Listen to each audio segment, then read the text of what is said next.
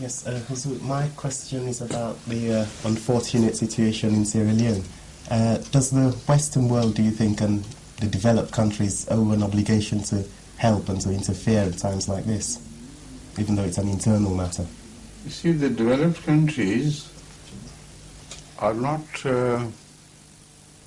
interested in things as such. They're interested only in things in relation to how much benefit they can do to them or how much damage they can do to them. The rest just doesn't exist, So in this respect, they will take interest, and they do take interest, but to what effect? That is the question. A far more important question than they should have been asked, that what can we do to change ourselves? Because Allah Ta'ala in the Holy Quran warns us that إِنَّ اللَّهَ لَا يُغَيِّرُ مَا بِقَوْمٍ حَتَّى يُغَيِّرُ مَا بِأَنفُسِهِمْ. Allah does not change the state of a people who do not change the state themselves. That is, who do not intend to change. So if the fault lies within, then the influence of the foreign countries is not much sought for, in fact.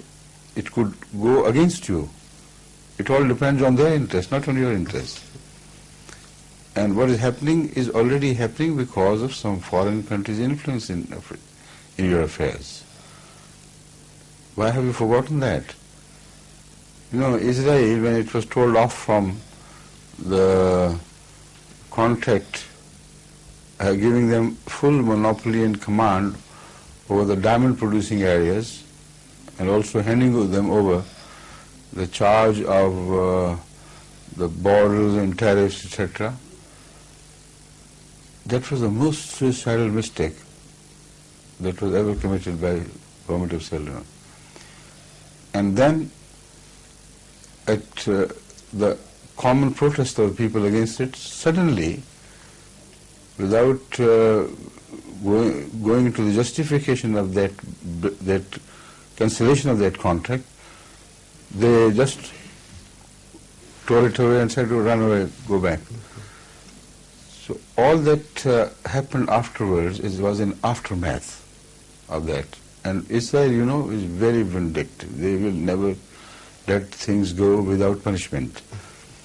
So what happened from the side of Liberia and other adjacent countries was, I feel, was a calculated move. And then to buy traitors from within a country which is poor is not at all difficult. It's so easy, it's only a question of how much money you have to spend. And when you earn money through robbing, money is no concern if you go on buying the people, and more money will flow because of their changing sides with you, through robbery, through corruption, through this and that, then it's anybody's game. So this is exactly what's happening to Africa. You are divided into north and south on the one hand, and between the military and non-military on the other, between this tribe and that tribe, and the so-called robbers are a completely undefinable mass of senseless people, absolutely, totally, selfish and totally callous. What they have been encouraged by many outsiders, but far more than that, insiders as well, to loot, to destroy, to rob, run away, and enjoy themselves. And nobody knows now whether it is the army who is doing it or the opposition to the army, because it has become practically a free-for-all. So Sierra Leone, a country which was gifted with the very best things the governments and the states seek, has already destroyed itself through their own internal corruption and disorder. So why don't you turn to that? It is that where the fault lies. If a people are united and healthy, no foreign vultures can ever come and sit. They wait until the internal disorder has rendered a people incapable of defending themselves. Then they come and enjoy the feast. So now you are inviting feast from all sides. It's not just the white vultures, the black vultures, and colored vultures of all sorts, in all the colors they make. They come and they are enjoying the feast. Most tragic things are happening. Unbelievable.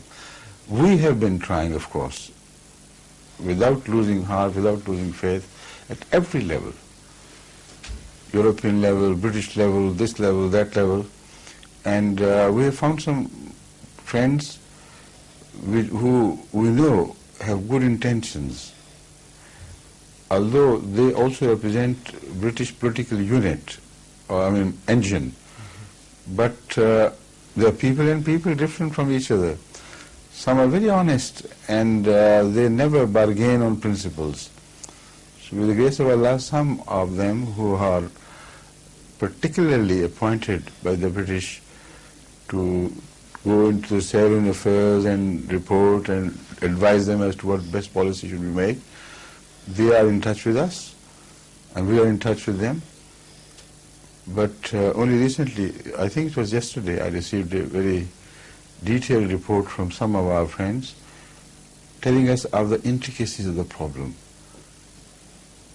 What happened during the elections, what happened afterwards, and what are the difficulties in implementing the results of this election.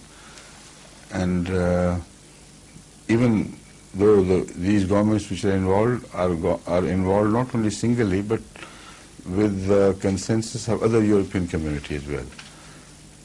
So they have quite enough strength to implement what they like. But if internally people are twisted and disordered and divided, then the foreign might cannot correct the things. So if Allah would not interfere, where people have decided not to change, how can an outside people here on earth can effectively interfere? Right? Okay.